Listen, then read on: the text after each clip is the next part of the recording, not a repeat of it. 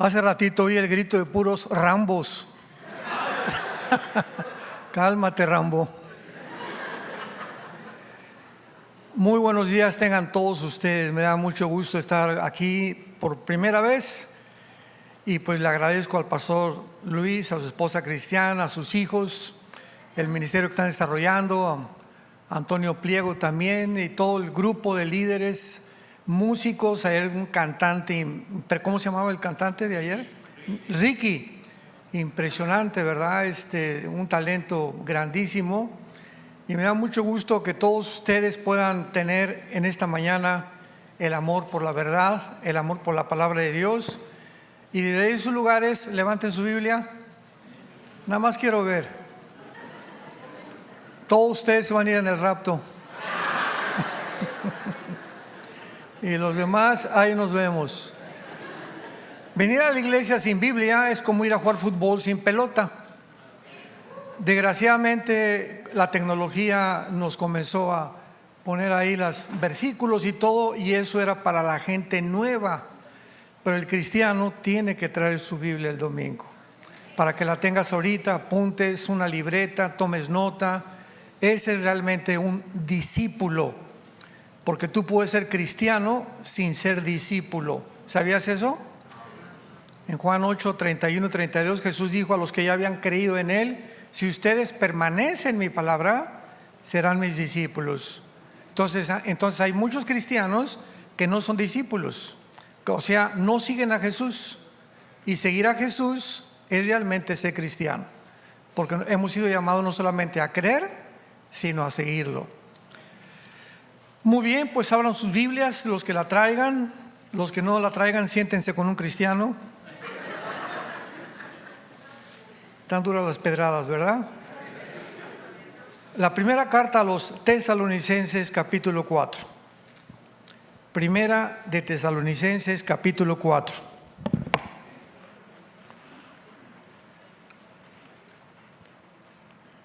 Quiero tratar en esta mañana una doctrina muy importante que desgraciadamente se ha abandonado, ha resultado muy controvertida, que se llama el rapto de la iglesia o el arrebatamiento de la iglesia. Vamos a ver las palabras originales más adelante. Pero antes de entrar a la doctrina del rapto y leer los pasajes correspondientes, déjenme darles un poquito de historia. La Biblia es de carácter progresivo, o sea, la revelación que tuvieron los padres de la iglesia, Tertuliano, Jerónimo, etcétera, etcétera, no era la revelación que tuvieron los reformadores, Martín Lutero, Zwinglio, Juan Calvino, etcétera, etcétera. Tuvieron más revelación ellos. Y mientras más vamos acercándonos al final de la consumación del programa de Dios, más luz vamos a tener los que vivimos en esta generación. Y esto es lógico porque el plan de Dios hace 3 o 4 siglos era diferente al de ahora. Claro que siempre ha sido en estos casi 2000 años de historia la salvación de las almas mediante la predicación del Evangelio de la gracia de Jesucristo. Sin embargo, los métodos de Dios han sido diferentes. Ya no he vuelto a abrir el mar rojo. Dios no ha levantado otro Elías, otro Eliseo con los milagros impresionantes que ellos hicieron, etcétera, etcétera. Entonces, desde hace aproximadamente 150 años o 200 años se comenzó a abrir o a descubrir el rapto. Entonces mucha gente dice: es que los reformadores ya hace 500 años ni siquiera predicaban el rapto, porque Dios no lo consideró congruente. Pero ahora que estamos ya más cerca de este evento, es lógico que haya muchísima más información y que haya vuelto a resurgir otra vez algo que está en la Biblia. Porque cuando alguien me dice: oye, es que el rapto ni siquiera existe, le digo: pues entonces arranca las páginas de Primera de Tesalonicenses 4, de Primera de Corintios 15, de Primera de Tesalonicenses capítulo 1, del Evangelio de Juan capítulo 14, Porque si me dices que no está en la Biblia, no sé qué Biblia estás leyendo. Tal vez es la Biblia del Mormón. Pero la Biblia claramente nos muestra que viene un evento que está próximo. Puede ser ahorita saliendo,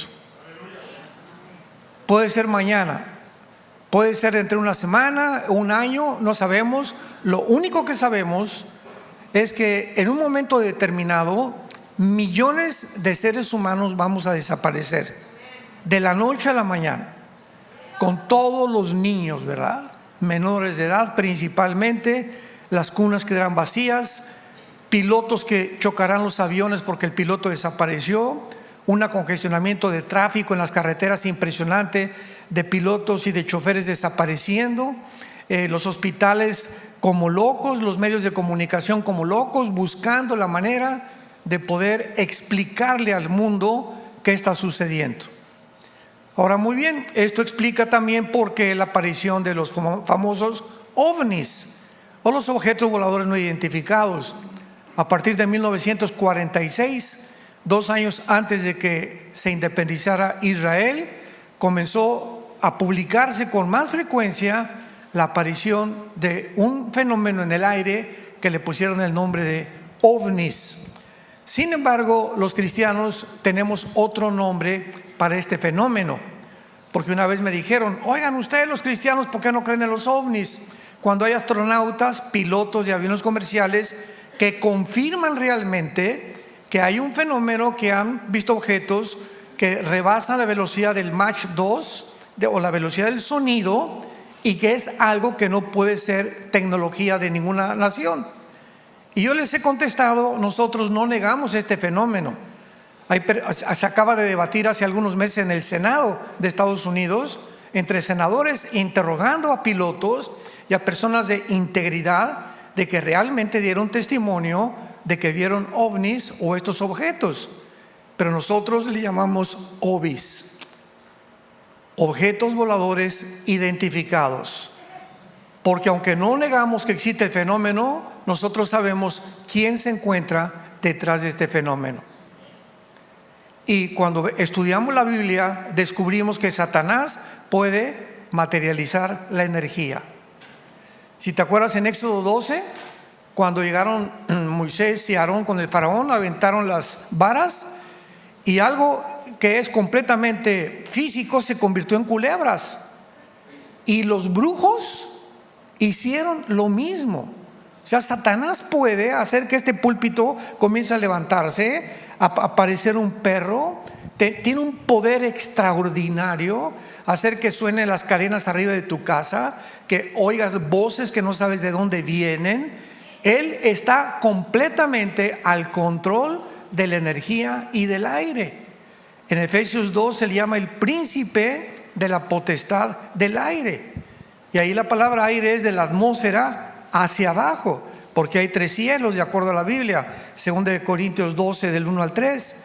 El primer cielo, que es el cielo donde están las estrellas, etcétera, etcétera. El segundo cielo, que es el cielo cósmico. Y el tercer cielo, donde se encuentran los cuarteles generales o el trono de Dios temporalmente, porque ese trono bajará a Jerusalén en el tiempo del milenio. Entonces estamos con un libro maravilloso que se llama la Biblia, que contiene los registros más antiguos de geografía, historia, antropología, paleontología, química, matemáticas, biología y de cualquier disciplina académica que me quieran mencionar.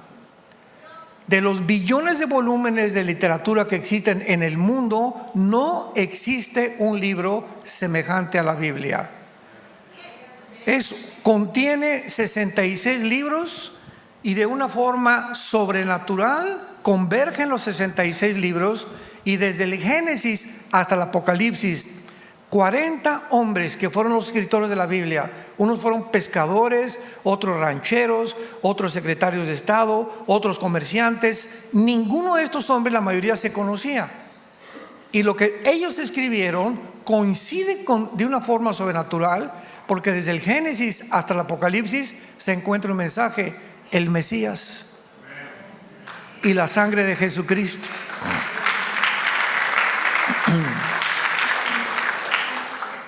Entonces, cuando desaparezcamos, ¿qué van a decir los científicos?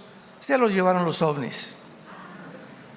Y es increíble que ahorita un señor que se llama Elon Musk, que es el dueño del proyecto X, de Tesla y de Twitter, acaba de decir, ¿verdad?, que van a comenzar a construir naves espaciales junto con el presidente del Foro Económico Mundial, un alemán que se llama Klaus Schwab, que dicen que cuando pase algo en el mundo, que ellos quieren eliminar la población, van a escaparse en un cohete a la Luna y a Marte. O sea, ¿están marihuanos?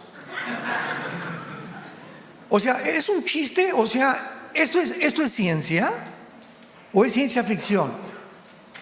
Ya está demostrado cuando Einstein le dijo al presidente Truman hace muchos años, la conquista del espacio es imposible por dos razones: por la velocidad, porque el sonido viaja, ¿verdad?, y la luz a 300,000 kilómetros por segundo, y por el tiempo. Si tú te vas a Marte ahorita en un cohete y regresas a México o aquí a Texas, tu esposa tiene 40 años, tú te fuiste 43 años, cuando tú regresas tu esposa tiene 50. ¿Por qué dijeron amén los hombres? Lo estoy oyendo, porque el tiempo no existe igual que aquí en la tierra. O sea, son cosas que los mismos astrónomos lo conocen y sin embargo lo niegan y juegan con la ciencia como si fuera matatena o canicas, cuando realmente no es ciencia, es ciencia ficción. Así que es imposible que pueda haber ni en la Luna, ni en Marte, ni en la atmósfera, ni en el agua que tengamos nosotros. Imagínense luna de miel en Marte. ¿Quién se quiere de luna de miel a Marte? No vas a poder ni besar a tu esposa. Yo prefiero Cancún 1000 veces, ¿verdad? Bueno, vamos a dar lectura a primera de Tesalonicenses capítulo 4, versículo 13 al 18, y después procederemos a explicarlo versículo por versículo. Y dice así: tampoco queremos, hermanos, que ignoren acerca de los que duermen, para que no se entristezcan como los otros, que no tienen esperanza. Porque si creemos que Jesús murió y resucitó, así también traerá Dios con Jesús a los que durmieron en él. Por lo cual os decimos esto en palabra del Señor, que nosotros que vivimos, que habremos quedado hasta la venida del Señor, no precederemos a los que durmieron, porque el Señor mismo, con voz de mando, con voz de arcángel y con trompeta de Dios, descenderá del cielo, y los muertos en Cristo resucitarán primero. Luego nosotros, los que vivimos, los que hayamos quedado, seremos arrebatados juntamente con ellos en las nubes para recibir al Señor en el aire, y así estaremos siempre con el Señor. Por tanto, pónganse tristes, dice, porque viene el anticristo.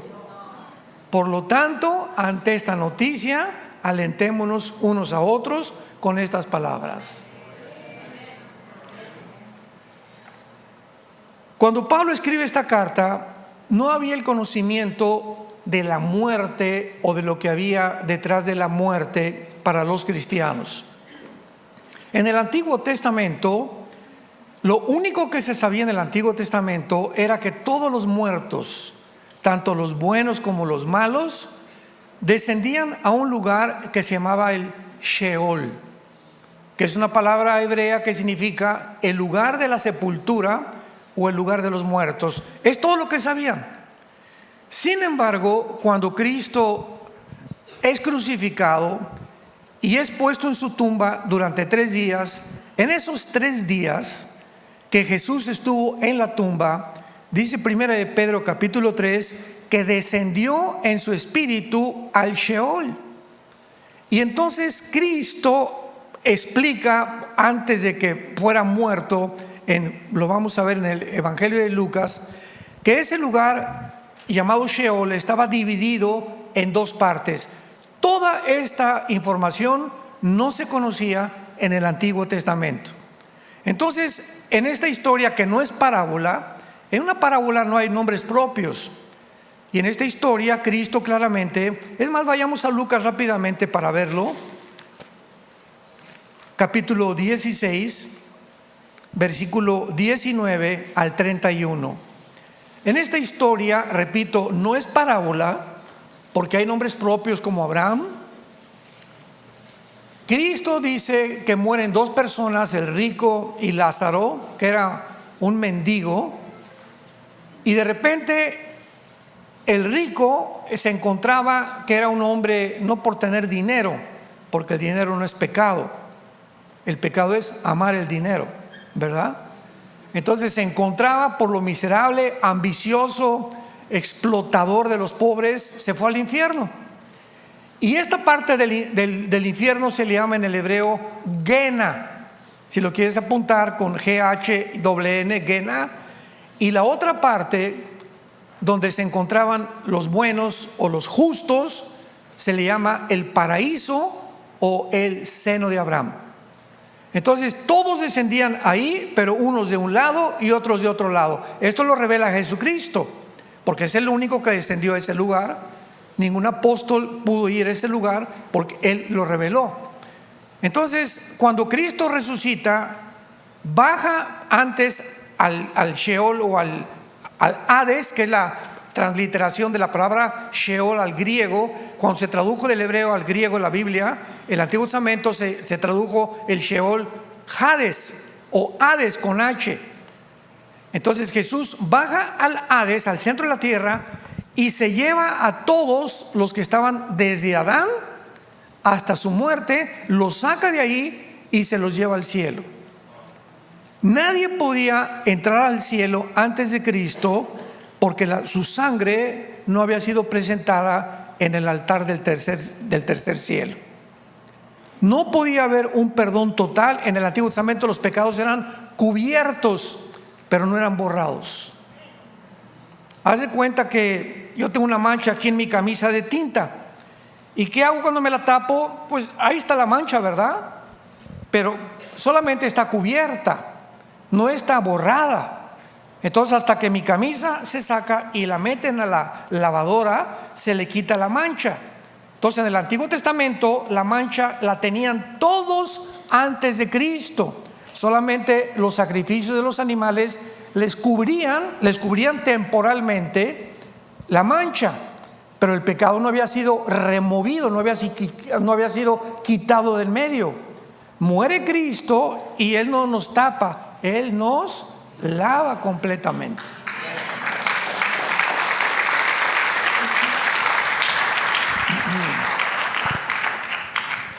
Entonces se llevan a todos al cielo, y por eso en la cruz le dijo al ladrón: hoy estarás conmigo en el paraíso, porque era el nombre que se le daba al lugar donde estaban los que estaban esperando que Cristo muriera para irse con él. El paraíso ahora se encuentra en el cielo, y desde hace 2000 años que Cristo muere. Si tú te mueres hoy en la noche, te vas inmediatamente a la presencia del Señor. Ausentes del cuerpo, presentes en el Señor. 2 Corintios capítulo 5. 1 Pedro capítulo 1 dice Pedro: teniendo por cierto que estamos listos para reunirnos con el Señor.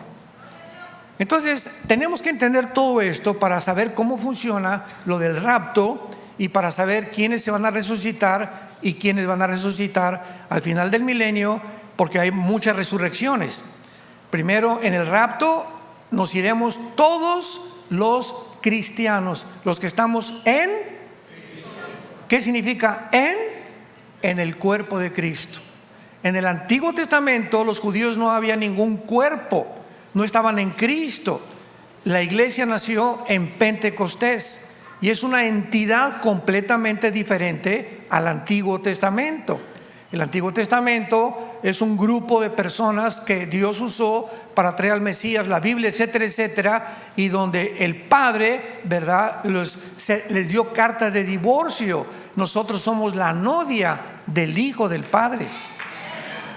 que es completamente diferente. La iglesia no existía en el Antiguo Testamento. La entidad de Israel y la entidad de la iglesia son dos entidades completamente diferentes, con dos programas completamente diferentes.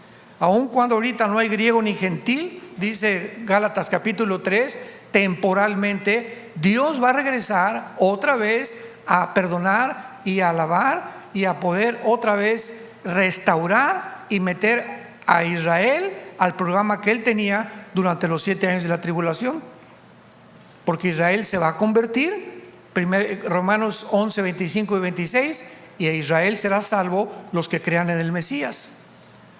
Entonces Pablo, regresamos a primera de Tesalonicenses, les quiere decir a los cristianos de Tesalónica: no quiero que ignoren, versículo 13, de los que duermen. La palabra dormir se usa para morir, pero significa un estado de inconsciencia, como cuando estás dormido. Cuando te duermes, ¿estás muerto? No, ¿verdad? Estás dormido, estás inconsciente, o sea, no estás consciente de lo que pasa alrededor. Estás soñando, llega alguien y te echa agua, abre los ojos y recobras la conciencia. Entonces, por eso se usa la palabra dormir con los muertos, porque seguimos conscientes, como lo vamos a demostrar. No se pierde la conciencia cuando tú mueres. Cuando tú mueres, abre los ojos y vas a estar con Jesús, con los ángeles. Vas a estar consciente que tú eres Jorge, tú eres Carmelita, tú eres Pancho. Estás consciente de tu persona, estás consciente de muchas cosas. Y sígame con cuidado. Cuando tú mueres, te comen los gusanos, ¿verdad? Y te comen ¿qué cosa? El cerebro. ¿No es cierto? Entonces, ¿cómo es posible que después de muertos sigamos recordando? Entonces, ¿el cerebro es el productor de los pensamientos o el alma? Claro. Entonces, hay una dimensión espiritual dentro del ser humano que no está ligada a los órganos. El cerebro produce jugos como los intestinos, jugos gástricos, pero no significa, ¿verdad?, que estoy pensando, mis pensamientos no los produce el cerebro. Mi cerebro tiene funciones, pero no tiene las funciones del alma, ni de los sentimientos, ni de las emociones. Están ligadas al cerebro, pero yo muero y estoy completamente comido por los gusanos, y en la otra vida sigo viendo, sigo oyendo, sigo pensando y sigo estando consciente de mí,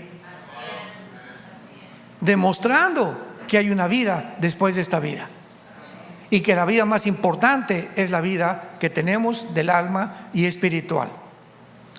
No quiero que ignoren acerca de los que duermen, para que no se entristezcan como los otros que no tienen esperanza.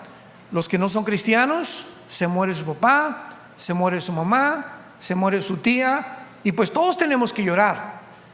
Y por favor, nunca retengas. Cuando tengas ganas de llorar, no te aguantes, porque puedes entrar en una más grande depresión. Cuando tienes ganas de llorar, llora, y si quieres gritar en tu cuarto, grita, pero desahoguémonos.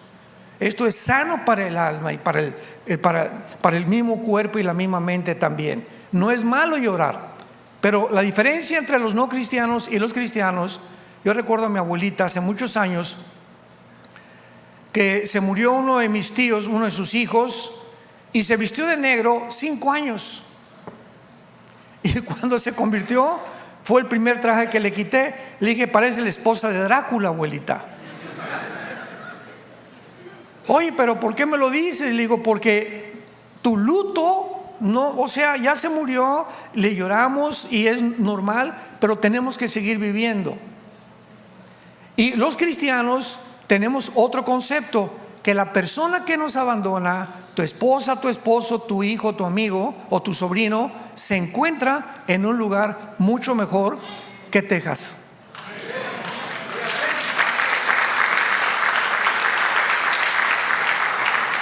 Solo ese pensamiento. Por eso dice: si creemos que Cristo resucitó. ¿Ya vieron el sí condicional? Si creemos que Jesús resucitó. Entonces, si realmente creemos que hay resurrección, sabemos que ya, como una vez me hablaron a la 1 de la mañana: oiga, pastor, mi mamá, mi abuela se está muriendo. ¿Y qué edad tiene su abuelita? Pues 92 años. Le dije, pues ya déjala que se pinten. ¿Para qué quieren que siga la viejita en su silla de ruedas sufriendo con todos nosotros? El morir para nosotros es la esperanza más grande que tenemos de abandonar el cuerpo. Ya no hay lágrimas, no hay nada. Nos vamos a un lugar muchísimo mejor. Entonces, ¿por qué queremos a fuerza que se queden con nosotros? Bueno, es el instinto de sobrevivencia, ¿verdad? Y todos quisiéramos que nuestros seres queridos se quedaran con nosotros. Pero cuando mueren, que esos pensamientos embarguen tu mente y tu corazón. Mi papá, mi mamá se encuentran mucho mejor. Ya con eso me consuelo. Me voy a imaginar que está mejor que en Hawái, está mejor que en Cancún, está mejor que en la Riviera Francesa, está en un lugar de descanso. Ya con eso, Señor, gracias Padre Santo, y comenzamos a reconfortar nuestra vida y a seguir viviendo. Esta es la esperanza por la cual Pablo les dice, porque para que tengan esperanza como los otros que no la tienen. Versículo 15. Porque si creemos que Jesús murió y resucitó, versículo 14, perdón, así también traerá con Jesús a los que durmieron en Él. ¿Qué significa esto? Solamente los cristianos nos vamos en el rapto desde Pentecostés hasta nuestros días. Todos los judíos que murieron antes de Pentecostés, y todos ellos van a resucitar después del milenio. Daniel 12 del 1 al 3, o algunos en la segunda venida de Cristo. Pero el arrebatamiento es para la iglesia, los que formamos parte del cuerpo de Jesucristo. Y por eso después hay otra resurrección, los 144,000 judíos, los 2 testigos. Va a haber muchas resurrecciones después, pero todos aquellos que formamos parte de la primera resurrección, que tiene subdivisiones, somos los justos. Y solamente hay una resurrección para los no cristianos: el juicio del gran trono blanco, Apocalipsis 20 del 11 al 15, que es la resurrección final, donde Dios abrirá los libros y te demostrará por qué Él no te mandó al infierno. Como me dijo una viejita un día: ay, pastor, Dios es tan bueno y tan misericordioso, y yo no creo que mande a nadie al infierno. Le dije: amén, amén, amén, doña Chencha. Dios no manda a nadie al infierno, ellos se van solitos. Porque de tal manera amó Dios al mundo, que Dios nos dio a su Hijo unigénito. Dios nos dio a la sangre de su Hijo, nos dio la Biblia, nos dio el Espíritu Santo, para que nadie se condene. Si tú te condenas, no le eches la culpa a Dios. Él quiso que tú te salvaras, pero tú decidiste en la corta vida que Dios nos dio, el camino que tú estás viviendo, y tú mismo te vas a condenar. Porque el pecado, la paga del pecado es la muerte. Ahora vayamos a 1 Corintios 15, antes de seguir en Tesalonicenses, y veamos con más claridad esta doctrina del rapto de la iglesia. A los que les interese la palabra arrebatamiento, es la palabra arpazo en el griego. Arpazo, como el arpazo de un tigre o de un león, como con Z. Es la palabra griega que significa ser quitado de en medio súbitamente o con fuerza. A los que les interese escribir la definición de la palabra. Ahora, en el latín es raptarus. Por eso arrebatamiento o rapto son sinónimos y se puede usar de las dos formas. Dice Pablo en 1 Corintios 15 versículo 51: he aquí os digo un misterio, no todos dormiremos, pero todos seremos transformados en un momento, en un abrir y cerrar de ojos, a la final trompeta, porque se tocará la trompeta y los muertos serán resucitados incorruptibles y nosotros seremos transformados.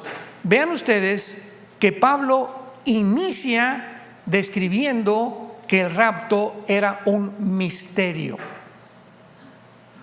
Y cuando Pablo dice, les digo un misterio, fue al apóstol Pablo, no fue a Juan, ni a Santiago, ni a Pedro, ni a ningún apóstol a quien el Espíritu Santo le reveló la doctrina del rapto más que al apóstol Pablo. A él se le reveló esta doctrina. Y en el Antiguo Testamento un misterio es algo que no ha sido revelado. Y cuando dice Pablo, he aquí les digo un misterio, significa que el rapto no estaba revelado en el Antiguo Testamento. Había las figuras como Enoc, capítulo 5 de Génesis, que se fue, ¿verdad? Y Elías, que se fueron, pero no se decía nada absolutamente de que vendría un tiempo en que una generación de personas serían todas llevadas al cielo sin morir. Esto no se encuentra más que en el Nuevo Testamento. Y entonces Pablo por eso nos revela este misterio. Les voy a decir un misterio que ya no es misterio. ¿Cuál es este misterio? Que no todos dormiremos, pero todos seremos transformados. Que no todos los cristianos vamos a morir. No todos los cristianos vamos a experimentar lo que es la muerte, pero al mismo tiempo los que no experimentemos estos vamos a ser transformados en segundos, porque la sangre y la carne no pueden heredar el reino de Dios.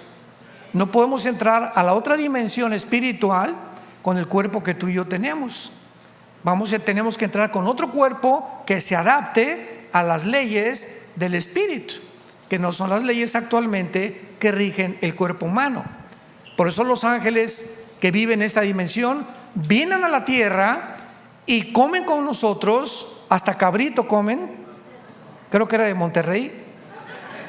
Caminan entre nosotros, se mezclan entre nosotros y de repente desaparecen. Tienen la facultad de entrar a nuestra dimensión y desaparecer en nuestra dimensión a voluntad. Pueden atravesar paredes y pueden atravesar la materia molecular sin ningún problema, cosa que nosotros no podemos. Porque dice 1 Corintios 15 que hay cuerpos espirituales y hay cuerpos físicos. Entonces los ángeles tienen cuerpos completamente diferentes a los nuestros y nosotros tendremos esos cuerpos cuando resucitemos. Entonces este misterio que Pablo dice, no todos vamos a morir, pero todos vamos a ser transformados. En un momento, en un abrir y cerrar de ojos, o sea, en las milésimas de segundo, de repente, a la final trompeta. Muchos habían dicho que esta final trompeta era la séptima trompeta, Apocalipsis 15, de los juicios de Dios. Sin embargo, las trompetas del Apocalipsis son de juicio. Y cuando nosotros recurrimos al Antiguo Testamento, a las fiestas judías, recordamos que hay 7 fiestas judías, ¿se acuerdan? Y 4 de esas fiestas ya fueron cumplidas y se tienen que cumplir las 7. Porque las fiestas judías no son de Israel, son fiestas de Jehová, que Dios se las da al pueblo, no son del pueblo. Dios se las da al pueblo para esconder detrás de ellas a su Hijo Jesucristo. La primera fiesta, Pascua, ¿verdad? En Éxodo 12, que recuerda cuando el ángel de la muerte pasó y fueron perdonados los que estaban bajo la sangre.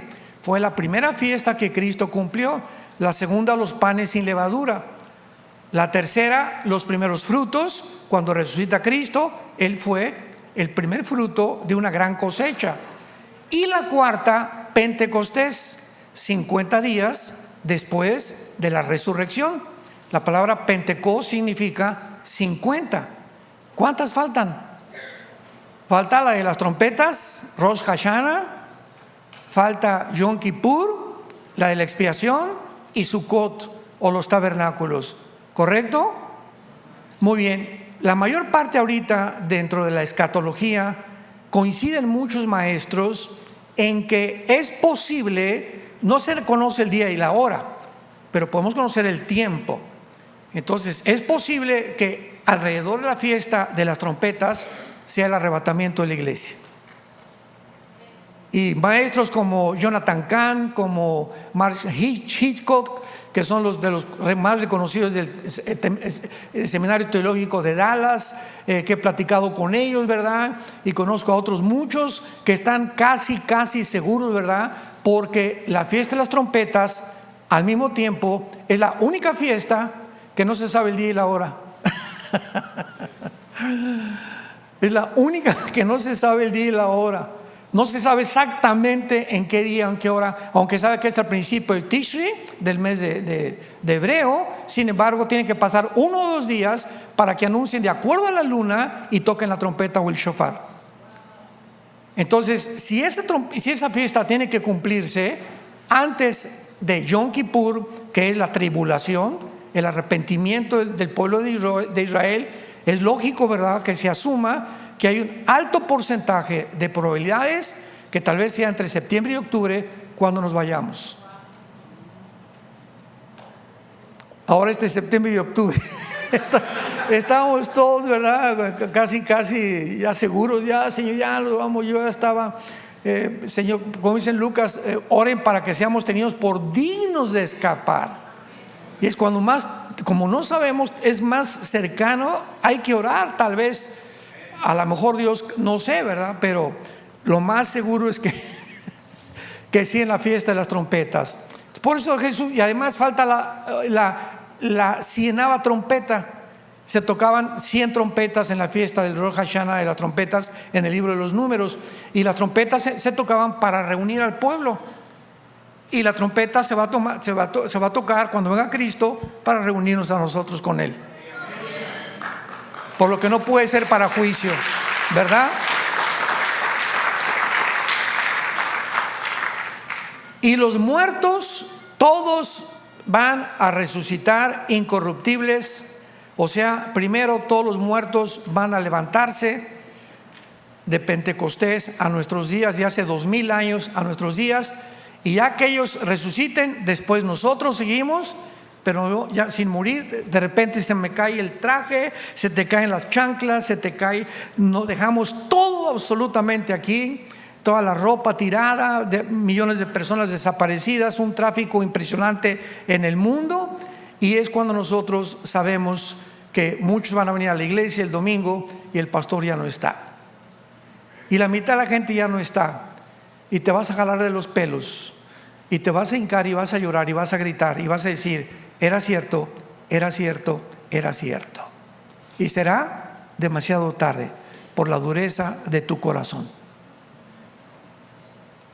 Regresamos a Tesalonicenses, y Pablo continúa diciendo en el versículo 15 que lo que nos está diciendo es en la palabra del Señor, que nosotros que vivimos, que habremos quedado, no precederemos a los que durmieron. O sea, no vamos a ser antes de los que ya están muertos, porque el Señor mismo, con voz de mando, o sea, Jesucristo mismo, va a descender del cielo y lo va a acompañar Miguel, el arcángel, que es el más grande arcángel de Dios, con millones de ángeles junto con Jesús. Imaginémonos qué espectáculo vamos a tener, ¿no? Y esto nadie lo va a ver más que nosotros, nadie.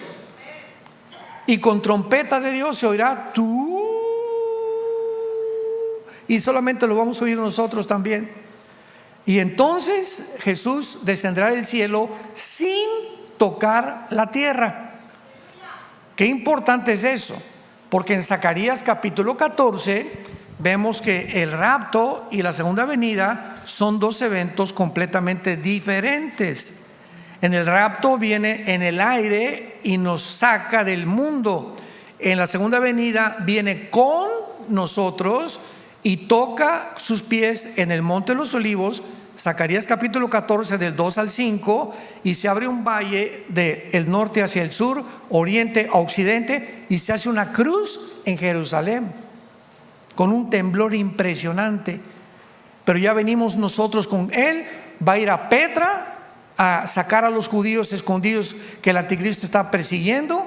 Vamos a regresar con él a Jerusalén a establecer su reino mesiánico por 1000 años. ¿Estás tú listo para esto? Ahora vamos a comprobar que es muy importante. Vayamos a Génesis capítulo 25. Vamos a demostrar, todo hay que respaldarlo con la Biblia, que cuando morimos seguimos conscientes, vivitos y coleando. como dicen en mi tierra. Génesis 25, versículo 8.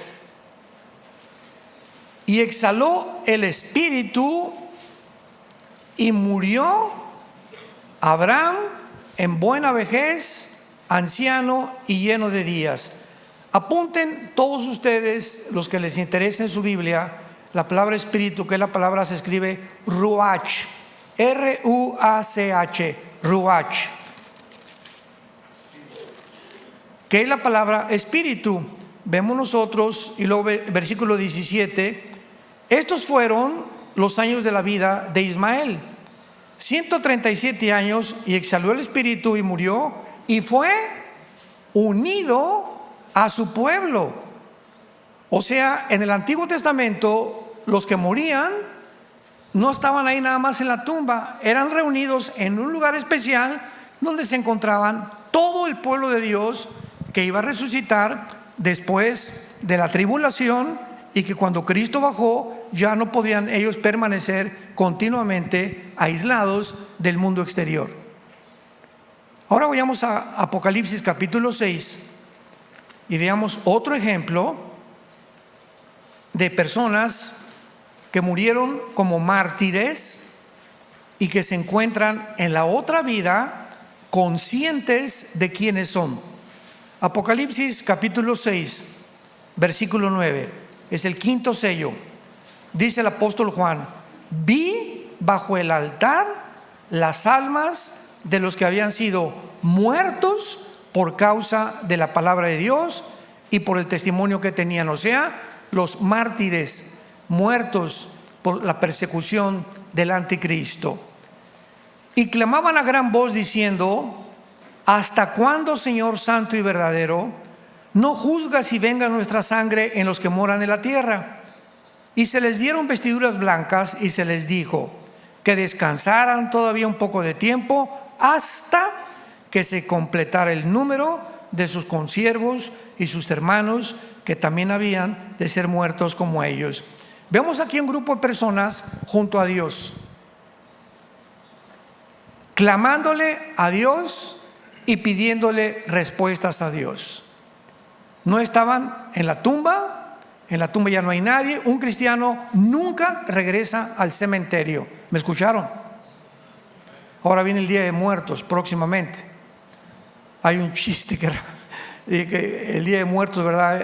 Estaba la India María con una olla de mole ahí en el cementerio, y llega la señora Pompidou, una señora muy elegante, vestida con un ramo de flores, y pasa la señora Pompidou y le dice a la India María: India bruta, ¿cuándo crees que tu muerto se va a comer el mole?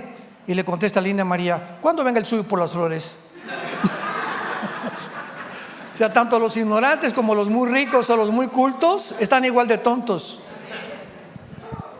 O sea, son costumbres paganas que todos hacíamos porque no conocíamos la Biblia.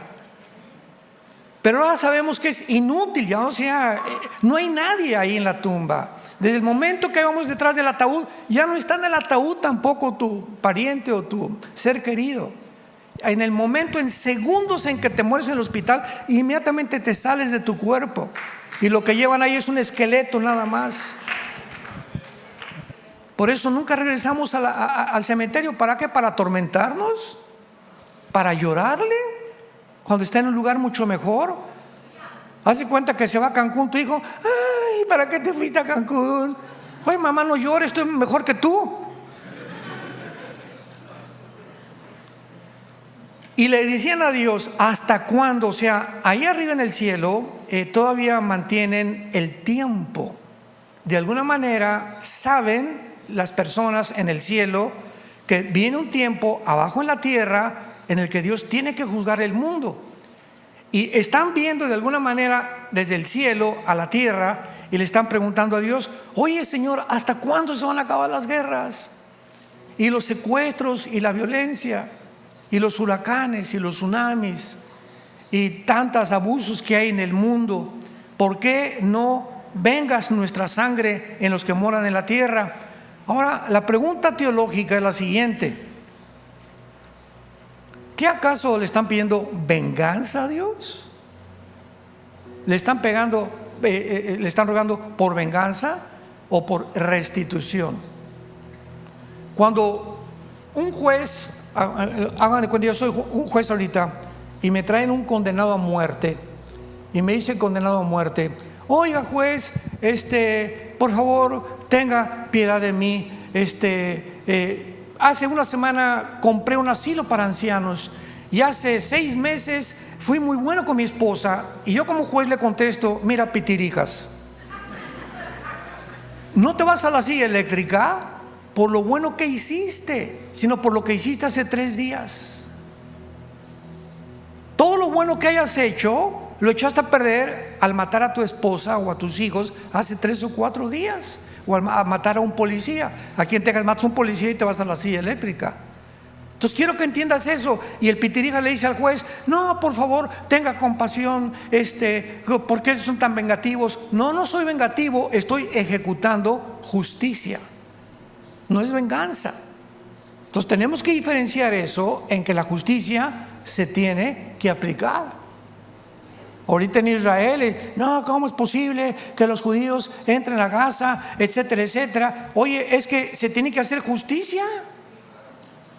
Ahora se están escondiendo los túneles bajo los hospitales del grupo terrorista, y el palestino no tiene la culpa, pero han asesinado a más de 200, 500 personas. A los niños les sacaron los ojos, los abrieron enfrente de sus papás, los quemaron vivos en sus kibbutz. ¿Qué un gobierno va a dejar eso que para que hagan y sigan haciendo lo que les da la gana? ¿Qué gobierno perdonaría eso? ¿Qué gobierno consciente? Ahorita desgraciadamente en Acapulco el gobierno no ha metido ni la mano, se están muriendo de hambre en Acapulco. Ni un kilo de arroz han llevado. El presidente ni siquiera ha aterrizado hoy para poder qué es lo que se necesita. Y hay un estallido social en Acapulco y en Guerrero ahorita como no se imaginan. La gente ahorita nos juntamos cantidad, tenemos ya como 2-3 toneladas de despensas. Nos acaban de decir: no se atrevan a entrar a Acapulco, te matan por 1 kilo de arroz. Todos los centros comerciales los saquearon refrigeradores, televisiones, camas, no hay Oxxos, no hay comercios, no hay los Walmarts, los vaciaron completamente. Las gasolineras rompieron las bombas y están sacando y bombeando toda la gasolina.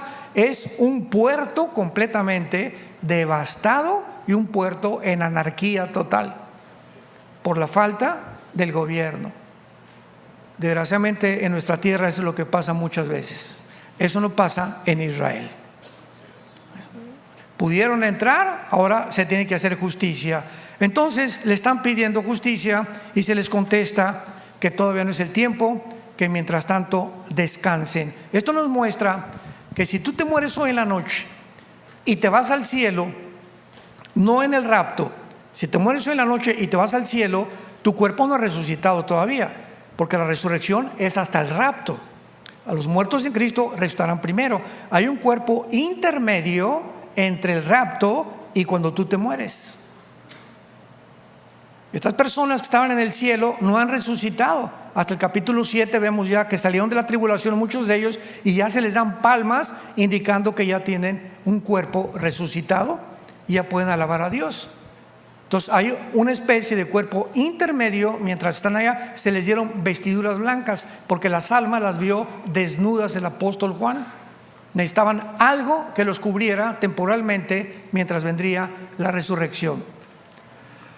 Ahora alguien puede preguntar en penúltimo lugar: ¿cómo será mi cuerpo cuando yo resucite? ¿Se parecerá a Rambo? ¿O se parecerá a Madonna? ¿Cómo será el cuerpo cuando nosotros resucitemos? ¿Seremos jóvenes? ¿Seremos de la misma edad? ¿O a quién nos vamos a parecer? ¿O seremos nosotros pero mejores, verdad? Ya sin lunares y sin problemas. Vean ustedes en el libro de Filipenses la respuesta. Dios nos da la respuesta. Esto es precioso. Ya no tienes que hacerte tantas cirugías plásticas. Dice Filipenses capítulo 2.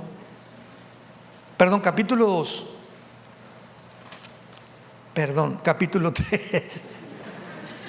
Ya ves, seguimos siendo muy imperfectos. Filipenses capítulo 3, versículo 20 y 21. Dice así: mas nuestra ciudadanía está en los cielos, de donde también esperamos al Salvador, al Señor Jesucristo. Escucha, el cual transformará el cuerpo de la humillación nuestra para que sea semejante ¿a quién? Al cuerpo de la gloria suya, por el poder por el cual puede también sujetar a sí mismo todas las cosas. La primera clave que se nos da es que nuestros cuerpos serán iguales al cuerpo de Cristo cuando resucitó. Ahora veamos los detalles del cuerpo de Cristo cuando resucitó. Número 1, cuando se acercó el centurión a la cruz, tenían orden de los soldados romanos de que ningún crucificado bajara sin que se aseguraran que estaba muerto. Si los soldados bajaban a un crucificado y estaba vivo, los soldados los mataban. Era pena de muerte para ellos. Entonces lo que hacían los soldados era con un garrote romperles los meniscos, las rodillas, para que si no estaban muertos o estaban medio moribundos, se aflojara el cuerpo y murieran por asfixia. En 30 segundos, si no estaban muertos, se morían. Pero estaba escrito en el libro de Deuteronomio que al Mesías no le iban a romper los huesos. Entonces el centurión pasó y dijo: por si las moscas, ¿verdad? Y agarró una lanza y del lado izquierdo al lado derecho lo atravesó de lado a lado para asegurarse que estaba muerto. Y el apóstol Juan escribe en su evangelio: vi salir una gota de sangre mezclada con agua. Y de acuerdo a la cardiología moderna del siglo XXI, que es la ciencia que estudia todo lo que es el corazón, cuando se mezcla la sangre con el agua, fíjense ustedes, la medicina y la ciencia de la Biblia implica rotura del pericardio. ¿Qué es el pericardio? Es una capa que envuelve todo el corazón. La palabra cardia viene precisamente en el griego de corazón. Entonces cuando sale una gota mezcla con sangre, implica sin ninguna duda alguna, ¿verdad?, que Jesús murió en la cruz. No como inventan que lo bajaron y que después no había muerto, etcétera, etcétera. Ahora, muy bien, Cristo, número 1, su cuerpo ya no tenía ni una gota de sangre. Mientras tú tienes este cuerpo que tú tienes y yo tengo este cuerpo, lo que le da vida a nuestro cuerpo es la sangre, porque la vida de la carne está en la sangre. Y hasta el siglo pasado descubrieron que la circulación de la sangre de los pies a la cabeza es la que lleva todas las vitaminas y los minerales al cuerpo. Todo lo que te comes circula por todo tu cuerpo. Y la sangre ahorita te haces una biometría hemática en un laboratorio y sale si tienes cáncer, si tienes diabetes, si tienes lo que sea, se detecta ya en la sangre. Lo interesante del caso es que no vamos a tener ya sangre, pero al mismo tiempo que no vamos a tener sangre, Cristo ya resucitado en el camino de Emaús, iba caminando con uno de los discípulos y les preguntó en el evangelio de Lucas: ¿por qué están tristes? Bueno, porque dicen que el Mesías, etcétera, etcétera. Y ellos se sientan a comer pez y miel.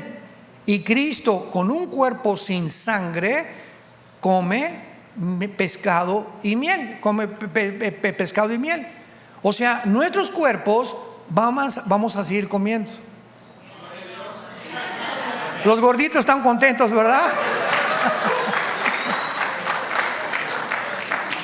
Es increíble esto, ¿verdad? Entonces vamos a tener un cuerpo sin sangre, pero también vamos a comer. Característica número 3.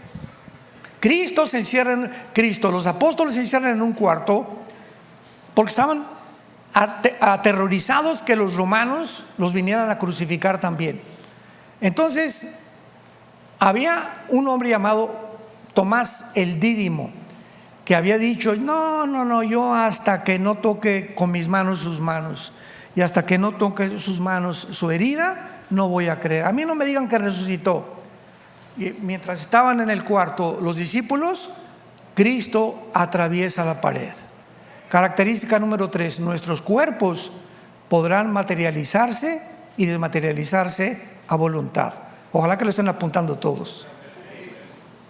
Número 3, se podrá materializar y desmaterializar, porque la composición molecular de nuestros cuerpos ya no será igual ahorita. Ahorita agarro la mano y le hago así al púlpito y entonces me estrello con los átomos que forman parte de este púlpito, ¿verdad? Porque la materia no puedo atravesarla con mi mano, pero el cuerpo que tenemos vamos a atravesar la materia, como lo hacen actualmente los ángeles y Cristo resucitado. Entonces Cristo se acerca y le dice a Tomás: Tommy boy, come here, ven para acá. Y llega Tomás: sí, Señor. Y vean ustedes lo que pasa. Y le dice Jesús: pon tu mano en mi mano. Y cuando Tomás pone la mano en la mano de Jesús, no la atraviesa, sino que toca algo sólido. Y pon tu mano en mi costado. Y cuando toca Tomás la herida de Cristo, toca algo sólido. Nuestros cuerpos no van a ser espíritu como Gasparín, sino que vamos a tener algo sólido que se va a materializar y se va a poder tocar, pero al mismo tiempo desaparecer. Y estas características del cuerpo resucitado nos muestran claramente que llegará el momento en que todo esto que estamos atravesando actualmente en el mundo es pasajero. Santos de Dios, somos peregrinos en un planeta desconocido. Este mundo no es de nosotros. Este mundo, estamos en un territorio actualmente ocupado por el enemigo. Así como ahorita los palestinos en Gaza están en un territorio que no es de ellos, es de un grupo terrorista que los tiene sometidos y que los explota como carne de cañón. Así el diablo, el mundo entero, nos tiene al mundo como víctimas, explotándolos, engañándote, atormentándote para que vivas para este mundo, para que no vivas para Jesucristo, para que vivas como te da la real gana, para que no lo seas fiel a tu esposa, para que robes, para que cometas fraude, etcétera, etcétera, porque esta es la forma en la que el ser humano vive cuando no conoce la verdad. Pero cuando conocemos la verdad nos hace libres. Y por eso Dios en esta mañana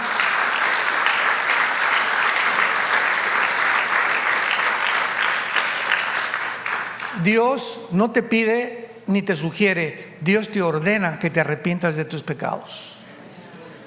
Es una orden. No te está pidiendo tu opinión, te está diciendo Dios: arrepiéntete de tu vida, porque hay caminos que parecen derechos y su fin es camino de muerte. Porque de tal manera amó Dios al mundo que dio a su Hijo unigénito. Escúchame, Dios te ama. Tus pecados te impiden acercarte a Dios. Mas Dios muestra su amor para con nosotros en que, siendo pecadores, Cristo murió por nosotros. Él que no conoció pecado, por nosotros se hizo pecado, para que nosotros fuésemos hechos la justicia de Dios en Él. Mas el herido fue por nuestras rebeliones, despreciado y desechado entre los hombres, varón de dolores, experimentado en quebranto. Como que escondimos de él el rostro, fue menospreciado y no lo estimamos. Mas él llevó todos tus pecados y todos mis pecados en una cruz, para decirnos desde esa cruz: te amo y te quiero perdonar. Tú no tienes que morir y pagar por tus pecados, porque la salvación no es por las obras, es por la fe de lo que Él hizo en nuestro lugar en esa cruz. Y esta historia de amor, la más grande historia de amor jamás contada, se te ha contado en esta mañana para que tú vengas a una cruz, no a una religión. No te invito a que vengas a una religión. El cristianismo no es una religión, es una relación viva, positiva, orgánica, y que te lleva a la acción de cambiar tu vida y revolucionar tu vida. Jesús va a entrar a tu vida en esta tarde y tú vas a descubrir mañana y la semana que entra, de alguna forma, que tu vida va a comenzar a cambiar. Y cuando tú lo hagas, nunca podrás estar tan agradecido con Dios de tan grande salvación. Inclina tu cabeza. Y en esta mañana, en la que Dios ha preparado tu corazón, no es una coincidencia que tú estés aquí esta mañana. Tú tenías una cita para oír la voz de Dios a través de la Biblia. Dios te ama y por eso te trajo esta mañana, para que detengas tu vida, para que no sigas viviendo como estás viviendo, perdido, sin rumbo, sin propósito ni sentido en tu corazón, confundido, confundida por el pecado y por la maldad que hay a nuestro alrededor. Ven a Jesús y conocerás la verdad, y la verdad te va a hacer libre. Él descendió como el pan del cielo para darnos vida. Cualquier agua que sigas viviendo, placeres, sexo, búsqueda de dinero, búsqueda de fama, popularidad, todo eso te va a dejar siempre vacío. Mas el agua que Jesús te da en esta mañana te satisfará y te podrá realmente dar la vida eterna. ¿Qué tengo que hacer?, me preguntarás. Simplemente dile estas palabras con todo tu corazón: Señor mío y Dios mío, te pido perdón por mis pecados. Creo que en esa cruz pagaste tú por ellos con tu sangre preciosa. Creo que a los 3 días venciste la muerte.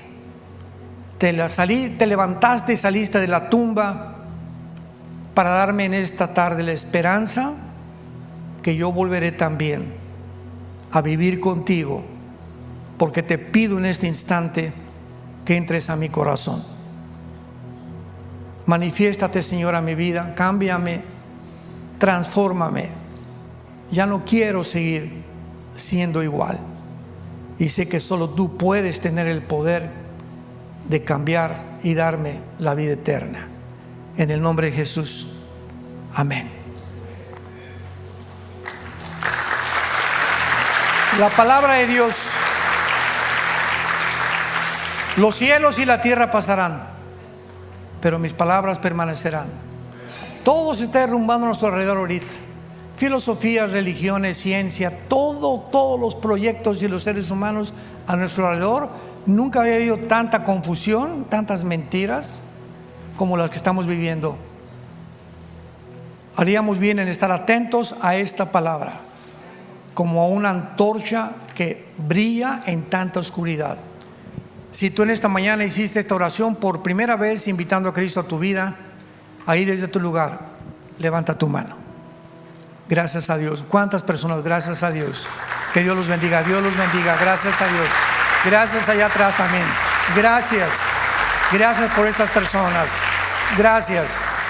No salgas por esa puerta como entraste. Entraste tal vez por curiosidad, confundido. No salgas igual. Dios te ha hablado. Pregúntate si no es la última vez que Dios te ha hablado, porque estoy seguro que hay personas a quienes Dios les habló esta tarde por última vez. ¿Eres tú? ¿Acaso eres tú que te has resistido tanto a la gracia de Dios? Ven a la cruz. Levanta tu mano. Gracias. Alguien más. Alguien más. Alguien más en esta mañana. Gracias a Dios. Gracias, joven. Gracias. Gracias allá atrás. Que Dios los bendiga y que tengan mucha paz.